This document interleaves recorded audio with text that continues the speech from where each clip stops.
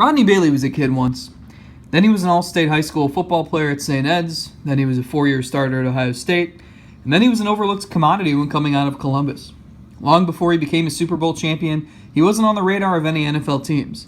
Bailey played his final game for John Cooper at Ohio State, and for a while he thought that might be it.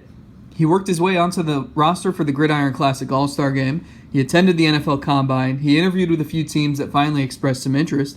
He worked out at Ohio State's Pro Day, and after a grueling few months, he was selected in the 6th round of the 2001 NFL Draft. He proceeded to play in the NFL for 7 years.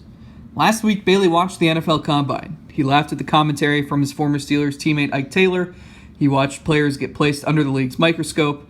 And in this week's Thursday conversation, we'll revisit some of Bailey's memories from the process of preparing for the draft. Which team asked him to fill out a 756-question questionnaire?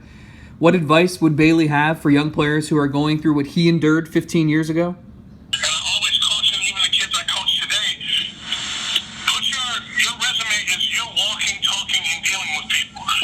What ridiculous questions did teams ask during interviews at the Combine? It's a painstaking process. It's long. They put a big old camera in front of your face and have you, they want to see your mannerisms. They want to see what kind of a guy you are. They want to push the envelope. They want to see, if I say this to him, how is he going to react? All of that and more in this week's Thursday conversation with Rodney Bailey.